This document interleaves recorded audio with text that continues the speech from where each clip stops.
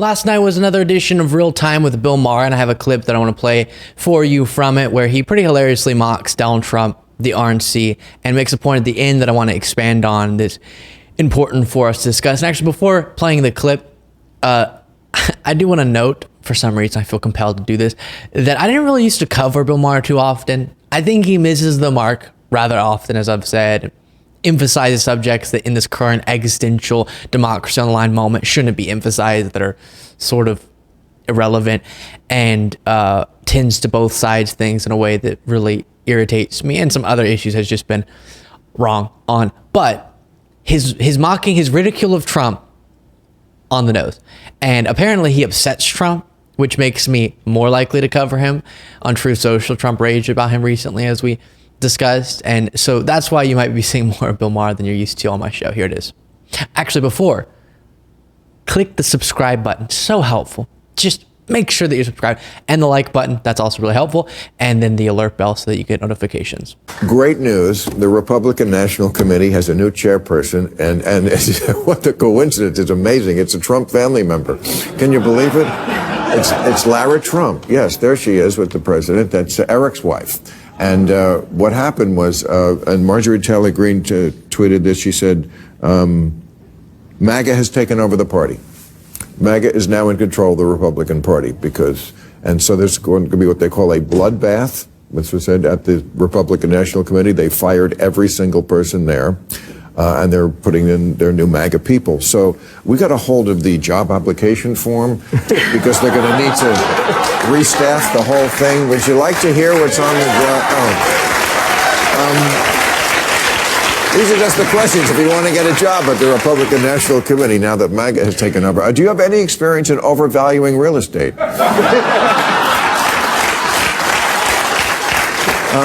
How would you describe America's current president? A, crooked, B, sleepy, C, Donald J. Trump.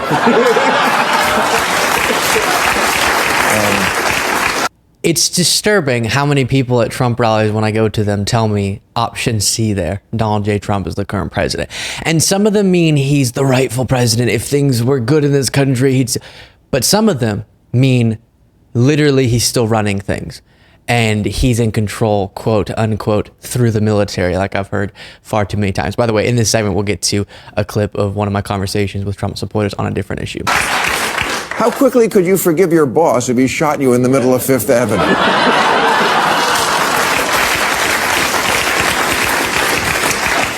Have you ever been institutionalized for severe psychiatric problems? If so, are you interested in our referral program?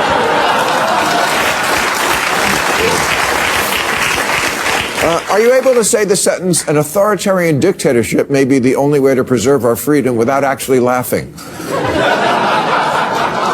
Apparently you are. Where do you see yourself in the next 10 Trump terms? We're getting to the part I mentioned leading into this, but that one and a lot of these jokes are funny, and then they're not, right? And then you think about how real they are, tapping into something pretty scary. So is Trump going to have 10 terms? No. He's not even probably going to be alive that long, but he definitely believes so little in our democratic process and institutions that if he could, 10 terms would be great, and I think his movement would be down with it. Fill in the blank. Haiti is a blank hole.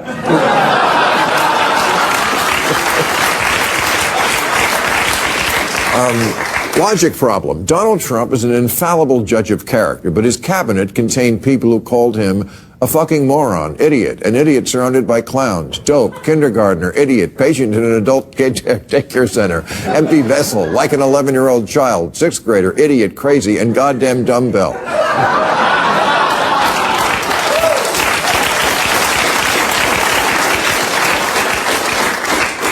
Explain. Okay, so there it is. One of the rare shows on TV that's a late night comedy show, but allows you to upload on YouTube.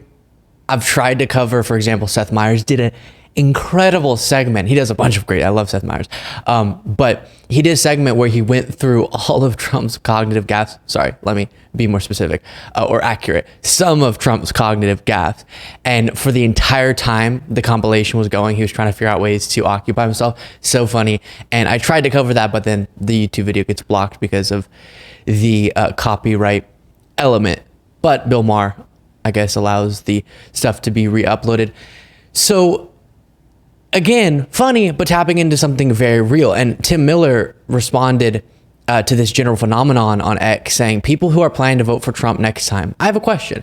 Why do you think you know him better than his VP, chief of staff, 2 defense secretaries, 2 homeland security secretaries, national security advisor, 2 of them, communications directors, 3 of them, and lawyers? Like, for example, Ty Cobb and others, Michael Cohen. And that is a devastating reflection on Donald Trump's character, as I've said so many times. You have people like Cassidy Hutchinson, Alyssa Farah Griffin, and Sarah Matthews going on a tour, I think, of sorts, or at least doing interview after interview, the 3 of them, and talking about, as former Trump administration officials, the danger that Trump poses to democracy, saying that he could quite literally end the American experiment in a second term, as he tried to do last time around. And I would just call out to the world, again, something I feel like I've said so many times, if you're talking about the authoritarian threat that Donald Trump poses and the threat to our democracy that he poses, just make sure to contextualize it with the ways that he tried to block the peaceful transfer of power, because his words are absolutely horrifying. And just what he said about his plans for a second term, and said about the press, and said about our Constitution, should cause people to oppose him. But a lot of people need more, and it's important to always contextualize his words with his past actions. Look, he was willing to end our democracy by trying to block the peaceful transfer of power and not allowing elections to choose who the president is. He was dedicated to staying in office, holding on to power, even though he lost a free, fair, and democratic election through schemes like the fake elector scheme, pressuring local officials to engage in fraud, trying to get Pence to reject the lawful electors and install illegitimate ones, and then just unilaterally declare Trump the victor of the election. And Trump would use that as the justification to stay in the White House. And then when all of it didn't work, inciting a mob to attack the Capitol to block the certification of the election. So then when you have that in your head, then you watch his campaign, you look at Project 2025, you hear him say that the press are criminals, that the government should come down hard on media outlets that he doesn't like, that we should terminate the Constitution. A massive fraud of this type, magnitude, allows for the termination of all rules, regulations, and articles, even those found in the Constitution, as he said. Whenever he threatens death or says an execution would be justified of his former top general, Mark Milley, because of Milley's lack of loyalty to him, and we could go on, then you are just not rational if you observe all of that information and say, yeah, I believe in our Constitution, democracy, and I'm supporting Trump. Those things cannot go together. And if you don't believe it, when you hear it from some lib like me, take it from all of the people who've been saying it, who worked right alongside Donald Trump. Here is Abby Phillip making a similar point on CNN. You can now add Pence to the ever-expanding list of former Donald Trump. I should note this comes in the wake of yesterday, Mike Pence saying he's not going to endorse Donald Trump. You can now add Pence to the ever-expanding list of former Donald Trump officials who say that the former president should not ever step foot in the White House again. Just let that sink in. This is a list that is quite long at this point. Among them, his former Attorney General, Bill Maher. You know, he's like a defiant 9-year-old kid who's always pushing the glass toward the edge of the table, defying his parents to stop him from doing it. His former National Security Advisor, John Bolton. Between Biden and Trump, there was no conservative on the ballot, so I wrote in the name of a conservative, and I would do the same in 2024. His other former National Security Advisor, H.R. McMaster. I think it would be terribly divisive for our country for him to run again. The former Trump Defense Secretary, Mark Esper. Do you think Trump can be trusted with the nation's secrets ever again? No. I mean, it's just irresponsible action that places our service members at risk, places our nation's security at risk. The other former Trump defense secretary, Jim Mattis, he said that Trump fomented an insurrection. The former Trump chief of staff, John Kelly, who says Trump has no idea what America stands for. His former acting chief of staff, Mick Mulvaney. I quit because I think he failed at being the president when we needed him to be that. And his former Joint Chiefs chairman, Mark Milley. We don't take an oath to a king or a queen or to a tyrant or a dictator. And we don't take an oath to a wannabe dictator. And there are other. Obviously referring there, as we covered when that speech originally happened, to Donald Trump. His former top general having to clarify that he didn't take an oath to a wannabe dictator, Donald Trump. Now, because of his respect for traditions and, him not being partisan, he didn't say the name, but that's who he's referring to, obviously. And because of language like that, Donald Trump then said, in times gone by, Milley would have been executed. Now, John Bolton, one thing I want to address, then we'll get to the Trump supporter who had some thoughts on General Mark Milley. John Bolton said, I'm going to write in someone in 2024, right? And Mike Pence also didn't come out and say, I'm not endorsing Trump, but I am endorsing Joe Biden.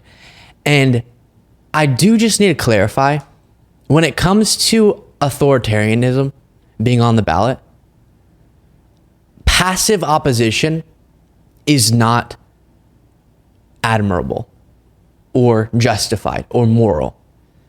You have to be proactively opposed and 100% opposed, which means voting for Joe Biden.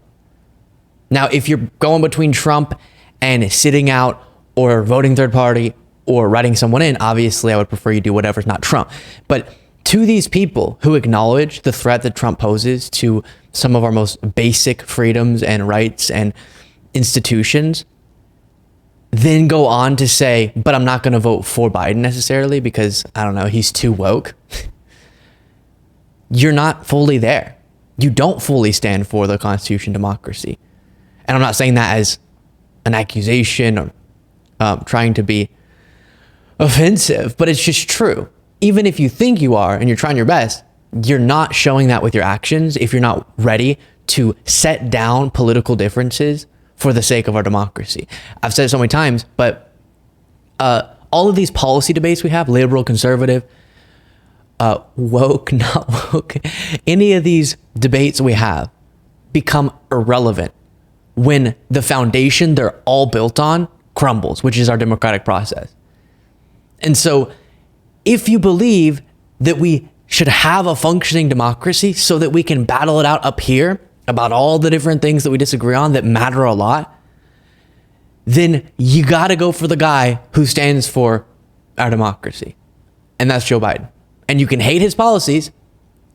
I happen to really like them, but you can hate them and still understand the necessity for him becoming president once again after the election.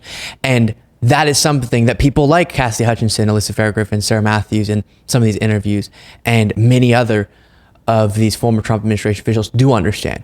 And they do say that. Okay, on Mark Milley, I did confront a Trump supporter at a rally months ago about this phenomenon as well. I listed off what you won't see in this clip before I list off a bunch of the former Trump administration officials who are speaking out against Donald Trump. And then I bring up Mark Milley and he says, well, you'll see. Like, for example, Mark Milley. Do you know Mark Milley? He was the chairman of the Joint Chiefs of Staff under Donald Trump. Yeah. And he's a scumbag. So you believe the guy who dedicated his entire life to serving the country in the military, and he's a scumbag and a woke person, is less credible than Trump? I believe Trump is better than Mark Milley. Okay, and why is that? His name is so. And Mark. So you're willing to throw away all the service and all the credibility and all of his life experiences in the military because Trump called him woke? Well, you know what? I'm done. I'm done with this interview. Okay. Yeah, so the interview went sideways very, very quickly. Make sure that you subscribe to this YouTube channel, and we actually launched a second YouTube channel. As you may know, there's a shorts function on YouTube, shorter form content, and we want to have a whole channel for algorithmic reasons that's separately that. Just short little clips, quick breakdowns, and so please go subscribe to that. It's In Case You Missed It. If you just search In Case You Missed It, or there'll be a link in the description.